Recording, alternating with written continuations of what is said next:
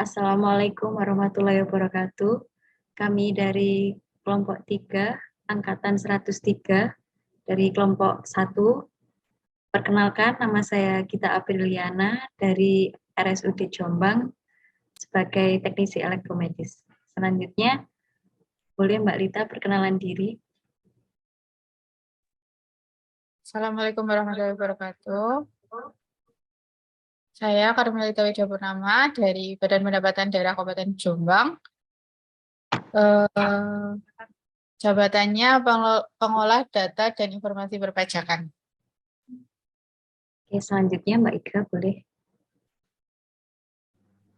Ya, perkenalkan nama saya Iga Nurlaksmi Dewi, dapat dipanggil Iga. Sekarang saya berdinas di RSUD Kabupaten Jombang sebagai nutrisionis terampil. Oke. Mbak Brenda, silahkan.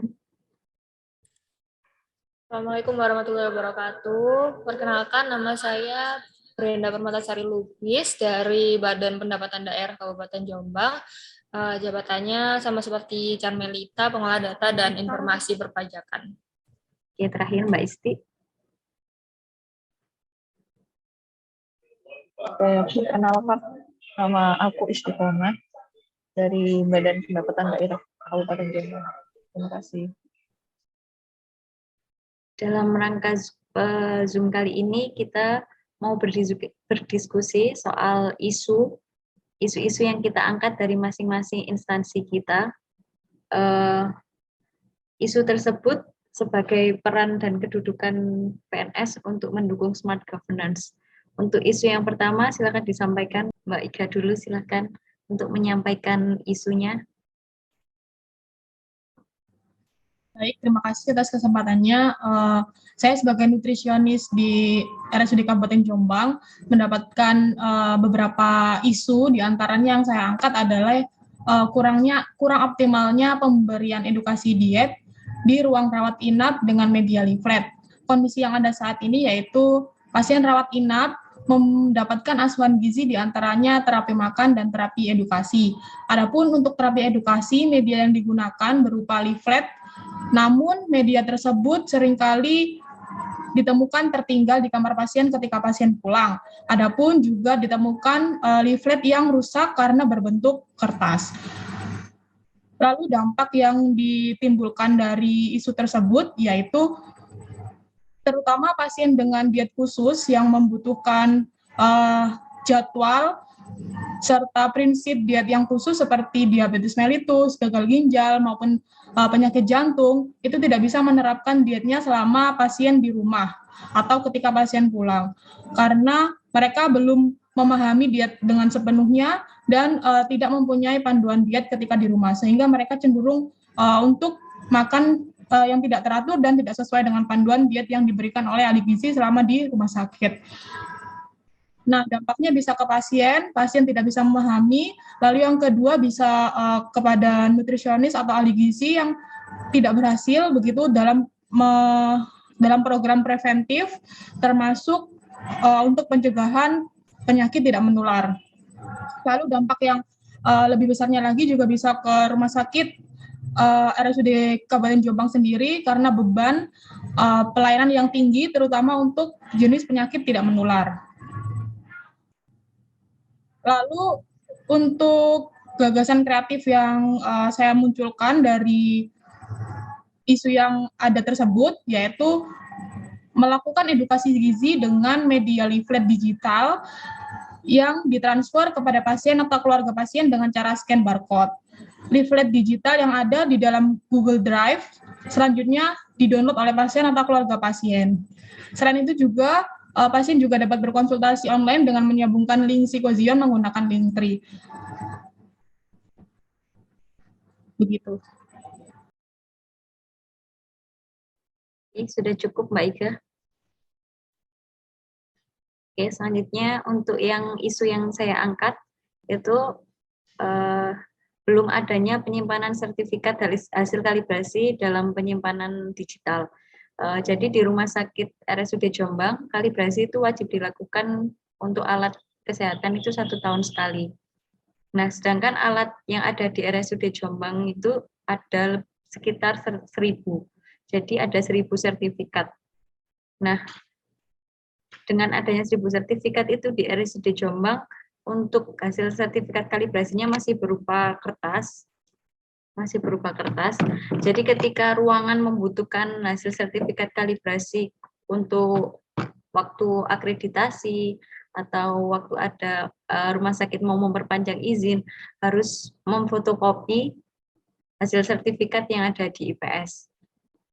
Lalu dampak yang ditimbulkan antara lain pencarian datanya jadi lebih susah karena menggunakan kertas, terus berpotensi hilang juga ketika untuk ruangan membutuhkan karena menggunakan kertas, jadi berpotensi untuk berkas tersebut terselip dengan berkas yang lain, lalu keawetan dokumennya juga kurang terjamin, jadi kalau berupa kertas bisa saja terkena debu, air, dan kotoran, seperti itu.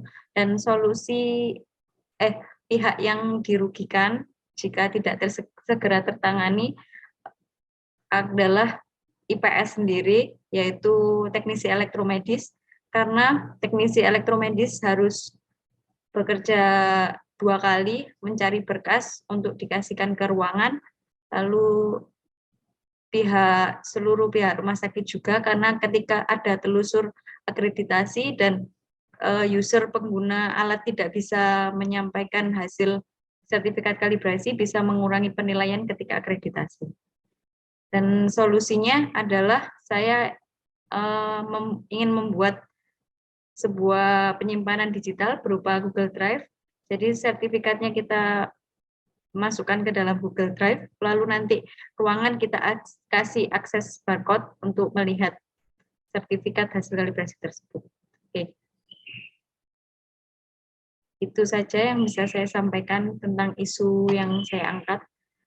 Berikutnya bisa Mbak Lita menyampaikan isu yang akan diangkat.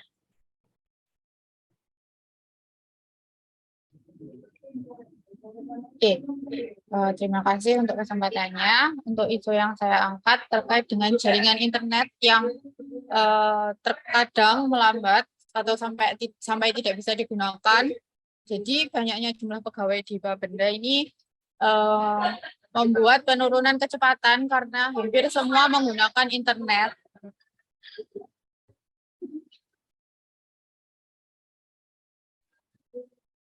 Maaf, suara saya kedengaran apa enggak nih? Kedengaran kok Mbak. Ya. Jadi karena banyaknya pegawai yang menggunakan internet, maka jaringan internet di Bapenda ini terkadang lambat sampai tidak bisa digunakan. Hal ini bisa menyebabkan untuk pelayanan terhambat karena untuk input data pelaporan pajak jadi tidak bisa. Wajib pajak harus menunggu lama, terus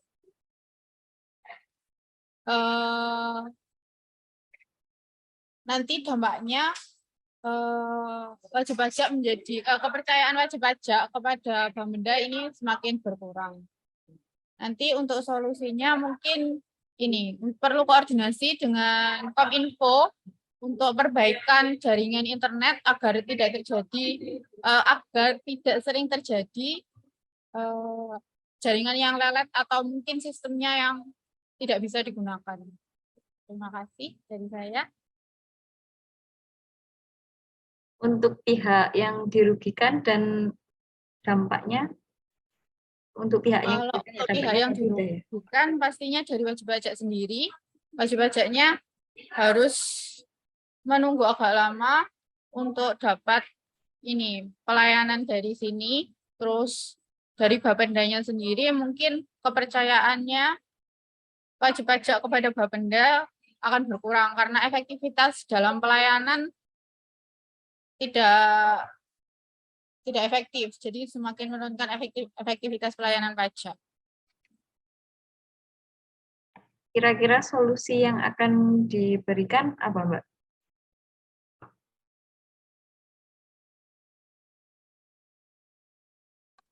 Boleh diulangi, Mbak? Kira-kira untuk solusi yang akan diberikan seperti apa?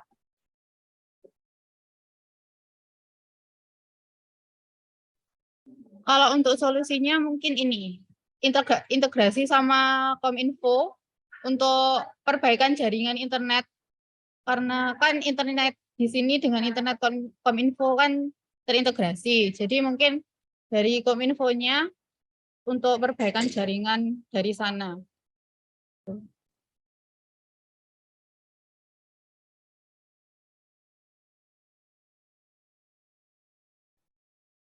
Oke, selanjutnya baik, silakan Mbak Brenda untuk menyampaikan isu yang diangkat. Oke, terima kasih Mbak Gita. Jadi untuk isu yang ingin saya angkat ya di diskusi pada kali ini itu kurangnya fasilitas penunjang yang kurang memadai ya di Badan Pendapatan Daerah Kabupaten Jombang. Jadi di instansi saya ini pekerjaan kami itu berkutat di data, di mana kami membutuhkan perangkat-perangkat seperti komputer yang memang harus bisa mengolah data secara cepat seperti itu. Nah, tapi faktanya di tahun 2022 instansi Badan Pendapatan Daerah ini menerima 31 CPNS baru, di mana jumlah masuknya banyak orang itu dengan ketersediaan komputer itu tidak sama. Maka dari itu ada beberapa teman saya yang memang tidak kebagian komputer dan terpaksa harus menggunakan laptop sendiri, menggunakan laptop yang mereka miliki sendiri, di mana dengan spek yang seperti itu yang kurang bisa memadai untuk mengolah data, proses pekerjaan mereka itu jadi terhambat seperti itu, jadi kurang cepat dan juga hal ini berdampak pada kualitas pelayanan yang diberikan oleh Badan Pendapatan Daerah, di mana kita harus mengolah data dan karena waktunya kurang cepat, waktu pengolahan datanya itu juga bisa berpengaruh pada kepuasan dari wajib pajak sendiri seperti itu. Dari hal tersebut, yang dirugikan pasti instansi saya sendiri, yaitu instansi Badan Pendapatan Daerah Kabupaten Jombang, di mana tingkat kepercayaan ya dari wajib pajak itu jadi berkurang karena hasil pelayanan yang kurang maksimal seperti itu. Terus penyelesaiannya sih mau nggak mau ya harus menunggu pengadaan di tahun depan seperti itu. Terima kasih. Oke, terima kasih Mbak Brenda sudah menyampaikan isunya. Selanjutnya yang terakhir Mbak Isti, silakan menyampaikan isu yang diangkat. Oke. Isu yang akan saya sampaikan yaitu penggunaan media sosial belum diberdayakan secara optimal. Jadi, media sosial Bapenda belum dimanfaatkan dengan optimal dalam menyebarluaskan informasi dan sosialisasi kepada publik.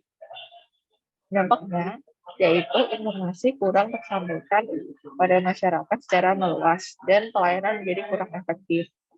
Pihak yang dirugikan yaitu pegawai Bapenda, khususnya bagian pelayanan, dan masyarakat sendiri. Solusinya yaitu lebih gencar dalam mengelola media sosial dengan konten yang menarik dan informatif. Demikian, terima kasih. Oke, baik. Setelah kita mempresentasikan semua isunya, kami memutuskan untuk mengambil isu yang paling banyak berpengaruh. Jika isu tersebut tidak segera tertangani, isu yang paling berpengaruh, isu untuk miliknya Mbak Iga. Karena isu yang diangkat oleh Mbak Iga sangat berpengaruh terhadap instansi sendiri, RSUD Jombang, yaitu pihak nutrisionis dan juga berpengaruh terhadap pasien.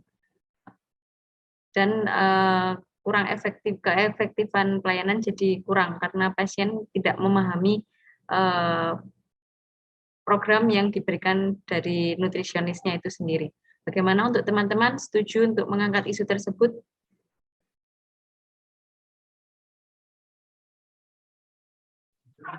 Setuju.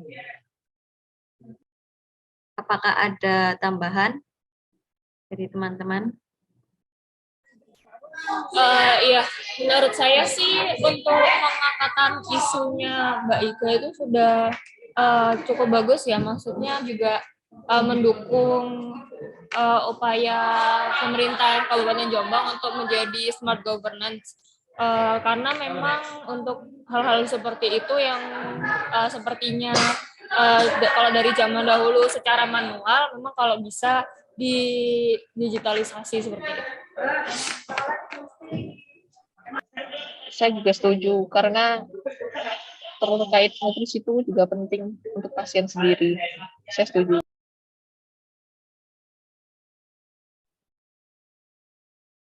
Oke, ada tambahan lagi dari teman-teman? Ya mungkin saya izin berpendapat.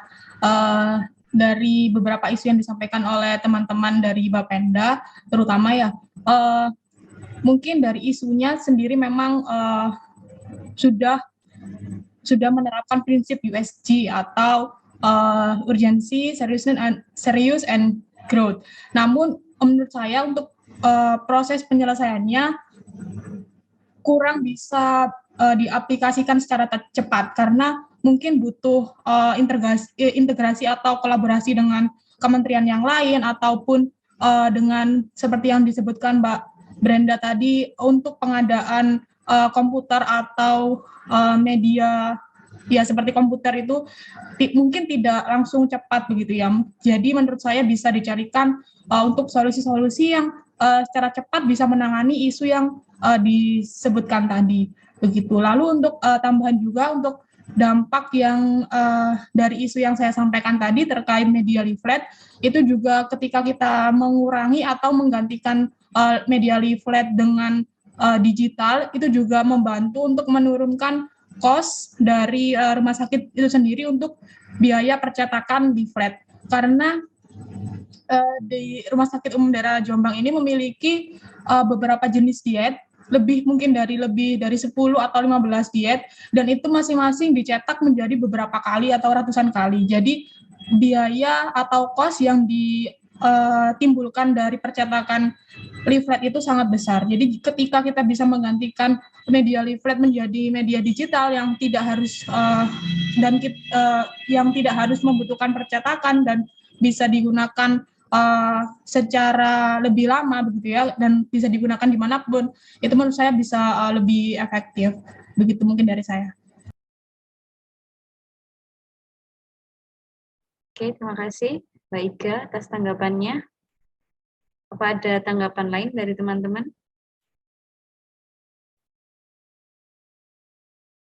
Sudah tidak ada? Cukup ya. Kalau sudah tidak ada, sekian diskusi kami kali ini. Terima kasih. Wassalamualaikum warahmatullahi wabarakatuh. Waalaikumsalam warahmatullahi wabarakatuh.